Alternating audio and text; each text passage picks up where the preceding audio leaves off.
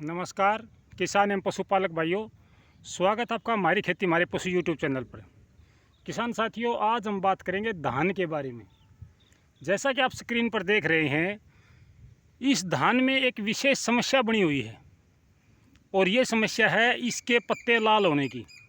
धान में लाल पत्ते क्यों होते हैं, क्यों हुए, ये एक मेन समस्या अभी किसानों के बीच में आई हुई है। हमारे हरियाणा प्रदेश में लगभग आधे धान जो वो लगे हैं और मौसम की वजह से आधे धान नहीं लग पाए हैं।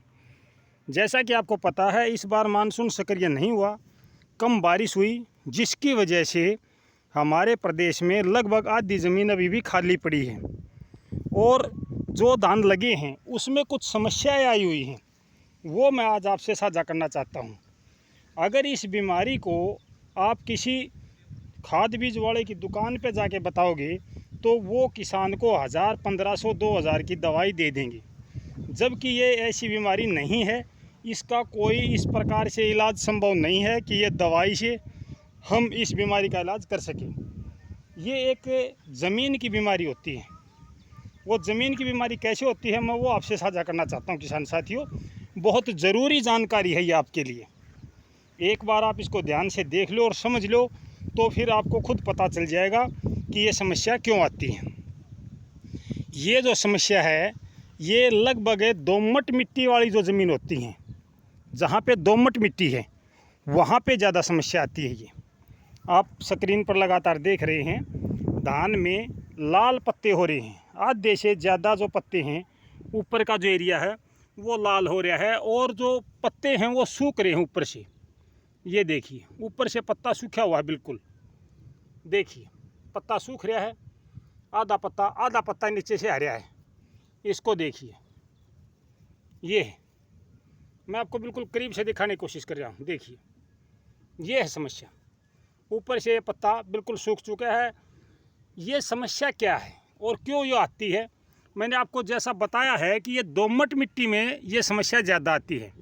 इसका मुख्य कारण है अक्सारी होना, ज़मीन का अक्सारीयपन। यानी ज़मीन में दो प्रकार के साल्ट होते हैं, लवणीय और अक्सारीय। इन दोनों का जब संतुलन बना रहता है तो हमारी फसल अच्छी होती है। जब इनका संतुलन बिगड़ जाता है तो हमारी ज़मीन पर इसका प्रतिकूल प्रभाव पड़ता है। इस समय जो ये धान है, इसमें जो पत्ते लाल हुए हैं, उसका मुख्य कारण है ज़मीन का अक्सारीयपन बढ़ना। यानी ज़मीन में ओसर जो होती है, ज़मीन का पीएच मान बढ़ गया। हम एक देसी भाषा में कह सकते हैं कि ज़मीन ने गर्मी दे दी। तो ऐसी ज़मीनों में जहाँ पे धान में लाल पत्ते हो रहे हैं, आधे से ऊपर तने से सटे हुए लाल पत्ते नहीं है, ये तने के साथ तो बिल्कुल हरापन है, लेकिन तने से ऊपर जाके दूर जाके लाल पत्ते हो रहे हैं। तो इसका मुख्य कारण है आपके खेत में जिप्सम की कमी है। जिप्सम डालें और इस खेत के अंदर लगातार पानी खड़ा रखें। पानी को खड़ा रखने से इसके अंदर जो अक्सारीयपन है वो नीचे चला जाएगा।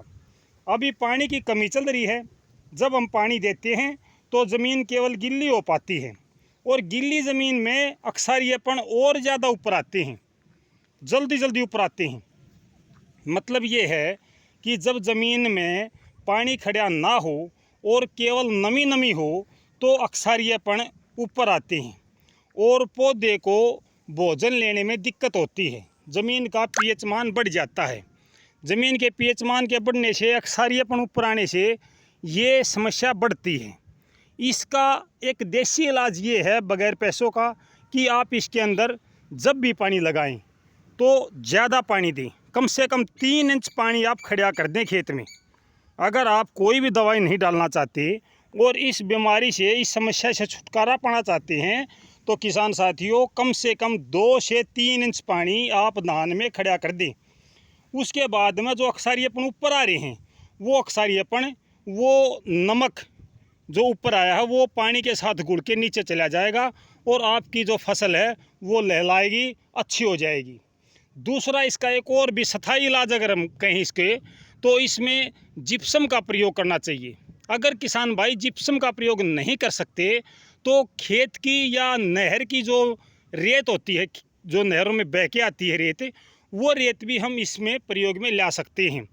रेत के लाने से इसमें क्या होगा कि ज़मीन का जो अक्सरियापन है वो नीचे रह जाएगा, ऊपर नहीं आएगा। इस ज़मीन में इसकी विशेष कमी है।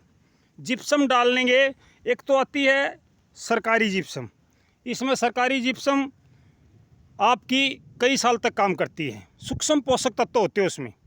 और एक आती है प्राइवेट, जो आजकल 1-2 कट्टा हम खेत में डालते हैं। कम से कम 20 कट्टे सरकारी जिप्सम की आप प्रति एकड़ डाल लें। और अगर आपको इससे में इलाज करना है तो आप जो प्राइवेट आती है वो 2 कट्टे 1 एकड़ में डाल दें इससे। और पानी ज़रूर लगाना है। ये मैं आपसे पहले भी कह रहा हूँ, ये समस्या वहाँ आती है जहाँ पे पानी कम होता है, यानी कि ज़मीन केवल गिल्ली गिल्ली हो पाती है, ना कि ज़मीन तृप्त हो पाती है। जहाँ ज़मीन गिल्ली गिल्ली होती है और उसके ऊपर पानी खड़ा नहीं होता है तो ऐसी ज़मीनों में ये समस्या ज़्यादा आती है। आप जिप्सम का प्रयोग करें या ना करें, लेकिन पानी खड़ा ज़रूर करें।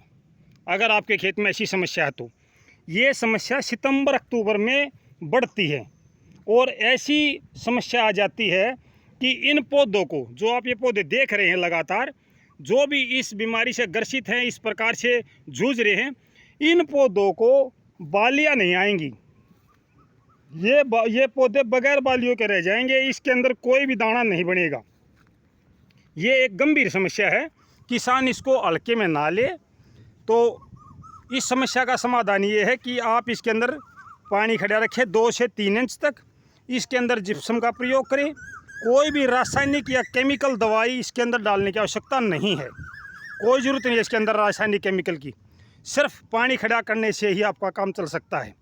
अगर ये समस्या बढ़ जाती है तो पौधों पर फुटाव का असर भी पड़ता है, यानी कि आपकी जो पौध है, नर्सरी है, वो फुटाव कम करती है आम तौर पर, ये देखा गया है। और जब ये समस्या पौधे में बढ़ती है तो पौधा फुटाव बंद कर देता है, यानी कि उसके कल्ले निकलने बंद हो जाते हैं और पौधा थोड़ी सी लंबाई लेनी शुरू कर देता है, ऊपर की तरफ बढ़ना शुरू कर देता है। इससे पौधा जो आपका जो धान है वो हल्का रहता है। अगर सितंबर और अक्टूबर में ये पोजीशन बनी रही तो इसमें आपका कोई भी पौधा जो है वो बाली नहीं निकाल पाएगा और ना ही उसमें दाना बनेगा, यानी कि किसान की 3 महीने की मेहनत बेकार जाएगी। तो किसान साथियों, ये एक अहम जानकारी मैं आपसे साझा करना चाहता था, जो मैं आपको दिखा रहा हूँ कि धान में लाल पत्ते की समस्या क्यों, इसका समाधान कैसे होगा। तो मैंने आपको ये जानकारी दी है। मुझे उम्मीद है कि आपको ये जानकारी अच्छी लगी होगी।